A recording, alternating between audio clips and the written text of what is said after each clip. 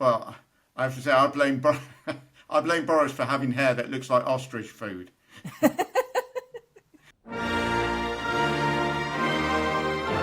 Hello, everyone, and welcome to Washington to Westminster, the podcast that realizes we are all interconnected in a global economy, no matter how badly we might sometimes wish otherwise. I'm your host, Andrea Smith, from the western shores of the Atlantic, and over to my east from the Interesting Times, it's Matt Johnston. Matt, are you enjoying our little global trade war? Yeah, isn't it fun? I don't know if I prefer a global trade war or an actual war. But no, Yeah. actually, what am I talking about? Of course, I prefer a global trade war to an actual war, but there we go. I'm sure one's going to come along any minute. Way to look on the bright side, Matt. So, of course, I mean, the news that the world over and in the UK, which you geography buffs will know, the UK is a part of the world, right? Yes. And everybody not a part of the White House is saying the same thing. It's a staggering, the tariffs are a staggeringly dense idea. Beyond stupid. Really, really, really thick. Can I give you some quotes from the British press in relation to this? Absolutely. And bonus points if any of those quotes use the term knobhead. I like that one. Oh, no, but that would have been an excellent use of the term, of course. Well, the Financial Times called it an astonishing act of self-harm. The Times has said it is Trump's self-defeating fortress economy. And sticking with that connection, an ex-editor of the Sunday Times, a chap called Andrew Neil, called it a load of old bollocks. Language. There we go. He's able to get away with saying that on radio because it's just like everybody's just this is what we're doing now. And the Daily Star, the people that brought you Liz and the lettuce, was asking, is Trump the new lettuce? I have to say I don't think so. Lettuce is too easy to be rid of. He's more like hepatitis. Now, is that B or C? Oh, actually, he's definitely more of a C, I think. Yes, like a see you next Tuesday. Kind of what I'm thinking. Yes. Is there any sign that Trump is going to ease up the brakes on this runaway juggernaut, or is it a case of, come on, let's see if we can get there quicker? I mean, he has said that he's open to negotiation with certain nations, which caused the stock market to kind of calm down a little bit. But then he announced the new tariffs on China, and China went back, and they just basically doing kind of a tariff slap fight right now, which is great because it's not like they're our third largest trading partner or anything. Fun fact here, I did have to buy a MAGA hat for my Marjorie Taylor Greene impression. Don't worry, I bought the cheapest one that I could find. And guess where it was made? China. Yeah. China, as Trump would say. Yeah. Wow. Isn't that funny that a Make America Great Again hat is made in China? There we go. Yes. So the news I know you and the world markets have been waiting for is that the UK government is also looking at retaliatory tariffs. And you're probably thinking, well, what do we import from the UK? Apparently our services, you do import our financial services. Before you say it, that doesn't mean your butler costs more. No, it's banking and financial services. Well, to be clear, Terrence, my butler, is already asking for more money, and it's been a real headache for me. Almost as bad as trying to pick out Moroccan tile for my new villa. No, but seriously, though, I really hate how, there have been decades of good relations between our countries, trade policy, and it's all just getting wiped out, like, all at once. He's been in office since January. Like, it hasn't even been 3 full months yet. I know it doesn't seem like it at the moment, but Americans love you guys. Like this whole thing is stupid. Yeah. It's certainly what amazes me is that it's still on top of all this. When you still see the polls, most of the people are like, it goes 53% now don't like Trump. I'm like, you mean 47% are still going? This is going exactly how we thought it would go. Right. Exactly. They're like, we got what we signed up for. And it's like, really? I would like to point out as well, although I've given Starmer a bit of credit there, it's, as it always seems to be with Starmer, it's worth pointing out it looks like we're buckling on giving his tech bro millionaires their big payouts now. So we're not going to be taxing them like ordinary people. Great, great, amazing. Oh, I did see on a piece in a paper which stated that if you move the making of iPhones to America, because that's what this is all about, isn't it? It's to do with the fact that Trump wants all these jobs in America. But apparently, if you moved it, it would be at least double. Yeah, actually, I read an article this morning that said that the cost would go from $1,000 to $3,500. So that's like, more than triple the price. Yeah, yeah.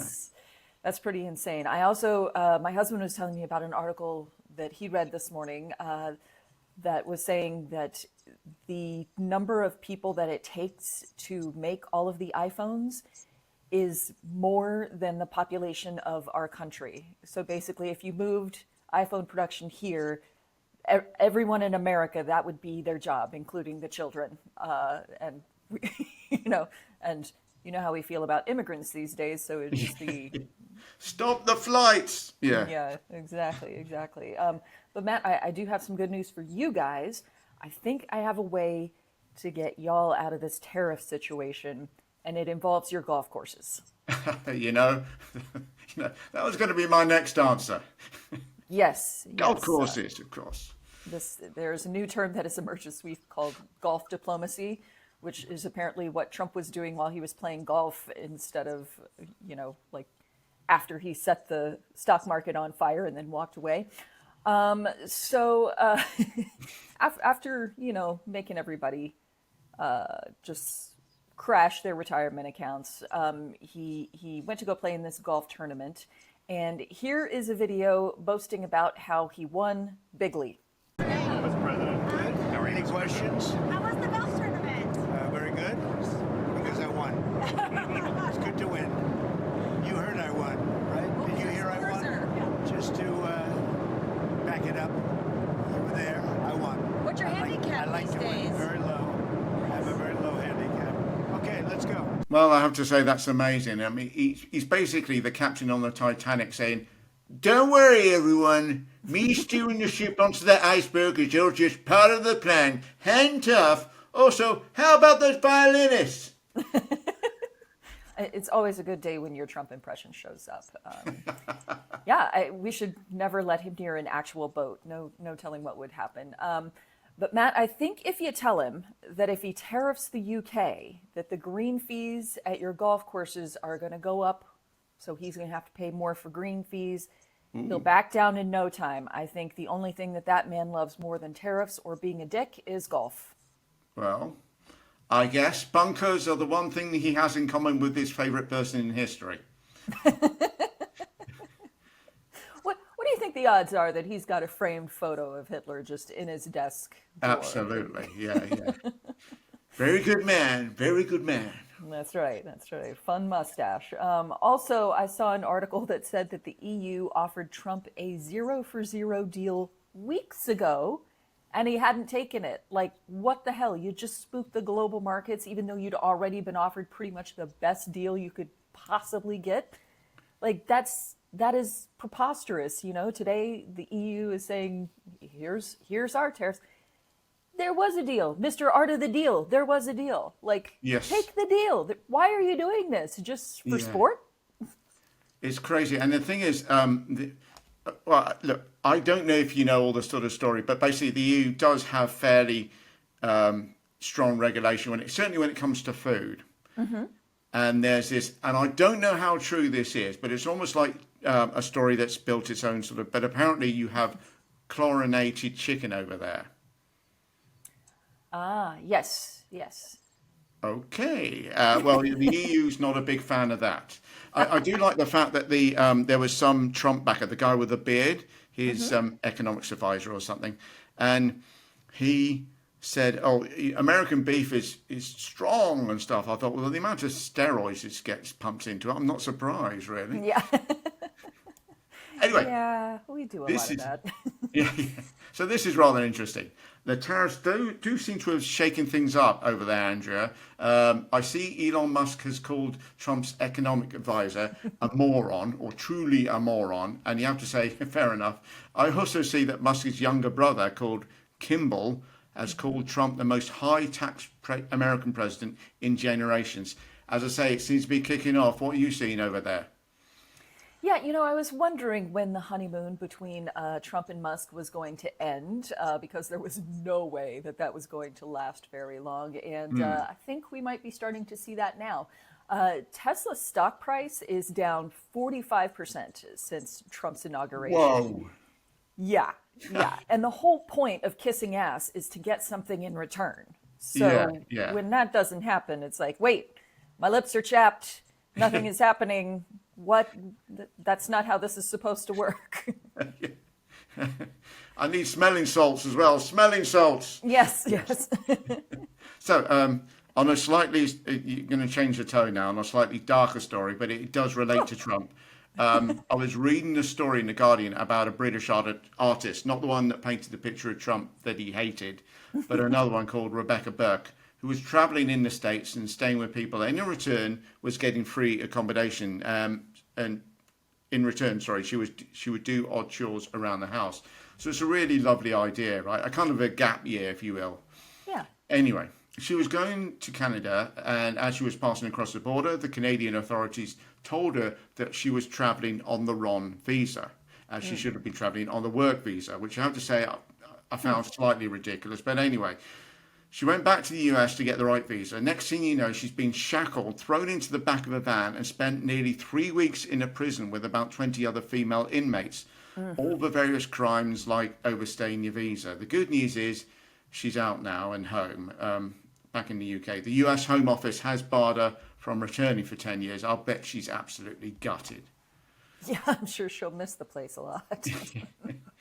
But by all accounts, she really struggled with this. I'm sure we all know someone like Rebecca, it's someone who wouldn't harm a fly, quiet, thoughtful, and doesn't really get involved with the world's politics, which makes reading the story even tougher. I won't lie, I really struggle with it. But proof, if any, was needed that Trump is an evil cunt.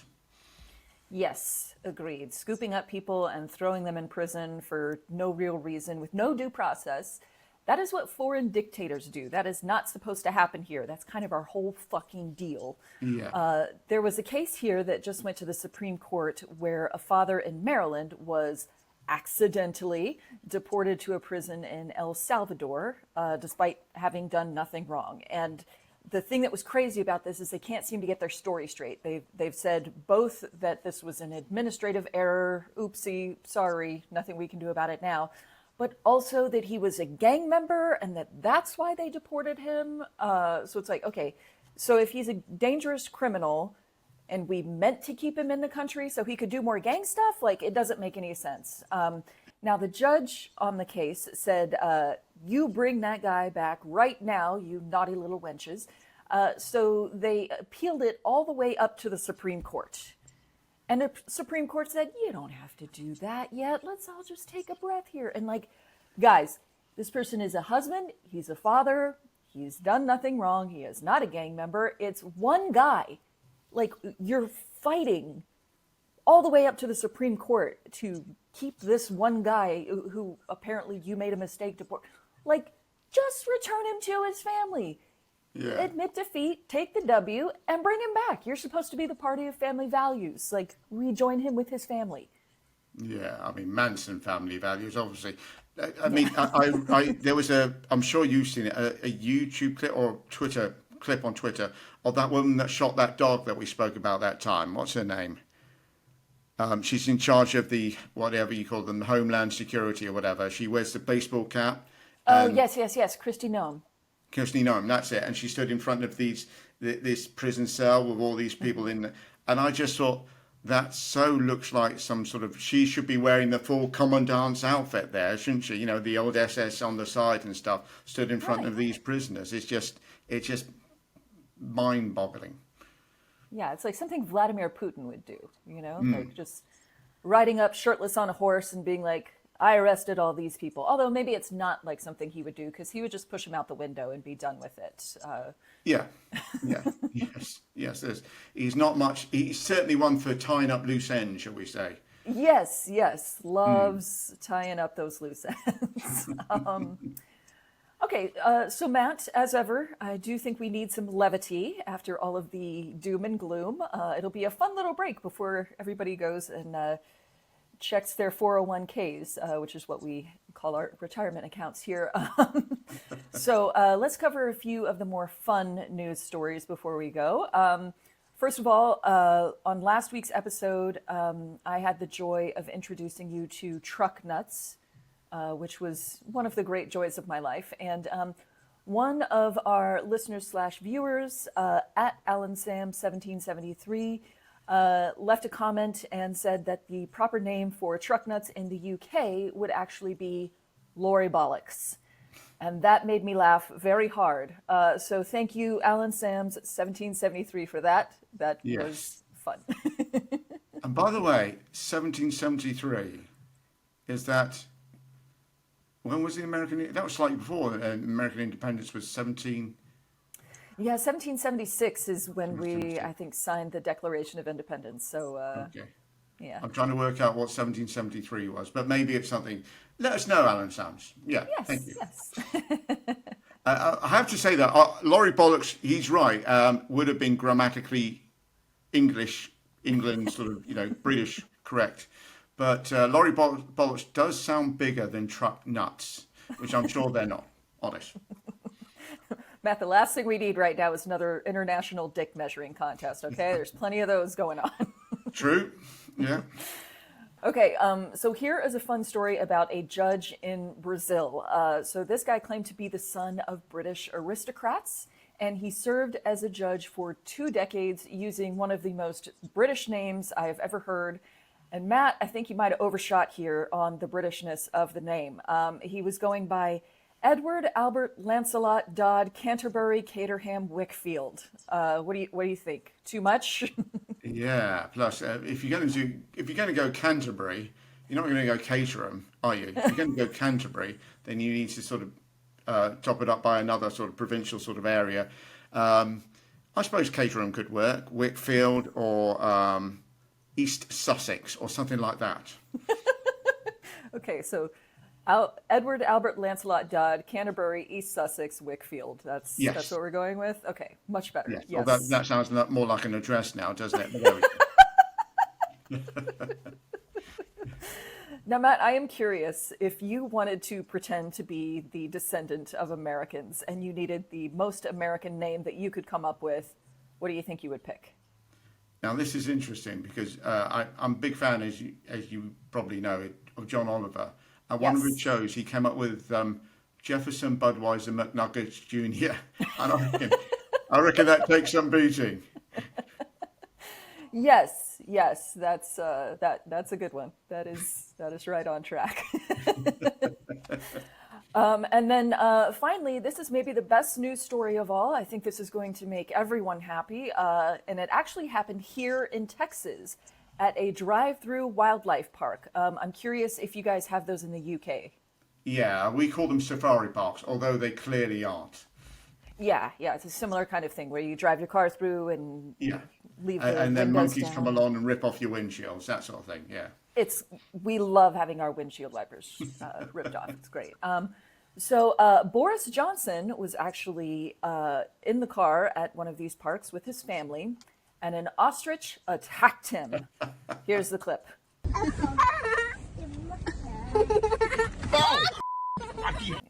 Well, I have to say, I blame Boris for having hair that looks like ostrich food. Yes, our very best to Boris's poor child there. Was probably a little traumatized by the ostrich thing and also by who his dad is. And also our best to the ostrich, who I believed is named Karma. Karma Budweiser McNuggets Jr. There we go. Right off the tongue. Lovely stuff.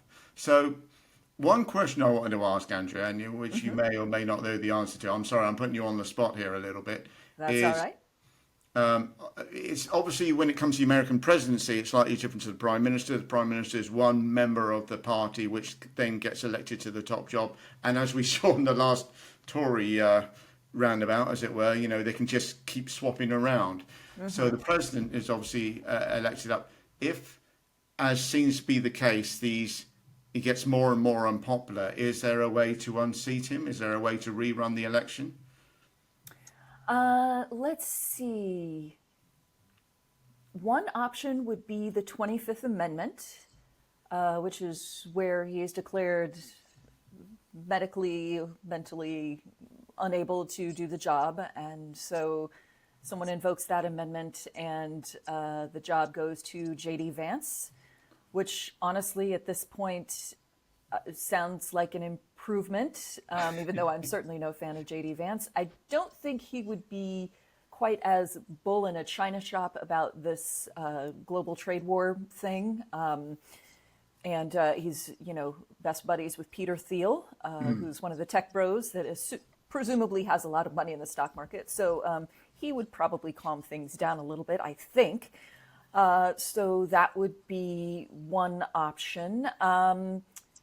There's something called a no confidence vote that can trigger an impeachment. So they could go that route. That's probably pretty unlikely. So yeah, there's, I think there are very few times in our history where we haven't done the election on 4 years and then just, let it play out. So there's not a ton of options, but it's not as easy as, swapping Liz Truss for Rishi Sunak. I wish it was. So if there's a wave of dissatisfaction among the general public, that's not really going to sway him one way or the other. No, but what that does do, and as long as we're talking about good news, this is some good news. There is some pushback happening from the president's own party right now. So he's trying to get his budget bill passed, and there's a bunch of people that are saying no, pump the brakes. And there is a lot of anger about all these, this tariff situation in the stock markets and all that. So more of his own party is starting to push back a little bit. And the more unpopular he is, the more everyone will kind of block him as best they can. So we're starting to see some of that, and that is a good thing. So, we try to look on the bright side where we can, and that's one bright side. So if things keep going the way that they're going, then in 2026 we have the midterm elections, where presumably a lot of Democrats would get elected, and they could, do a lot more to kind of stop his agenda. Right. Okay. Oh, yeah, I've noticed that from the Republicans, including I hate to call them your own, but Texas's own Ted Cruz, who's all of a sudden been sort of like, I found them! My testicles, I've lost them for a while now. Yeah. I found them here. There we go. I'm going to speak up. Falling off the back of his truck. Yeah, off the back of a truck. Oh, there we go. That's a good way to wrap things up, isn't it? There. Wonderful stuff. Thanks, everyone, for watching. Now, if you want to continue with the American take on all this, and honestly, who would want that, right? You're already here at Andrea's channel, which is at Phoenix News Network. And yeah, give it a go. And for the Brit stuff, my channel is at theinterestingtimes.co.uk. And we'll see you all very soon. Thank you very much, and take care, everyone. Bye-bye.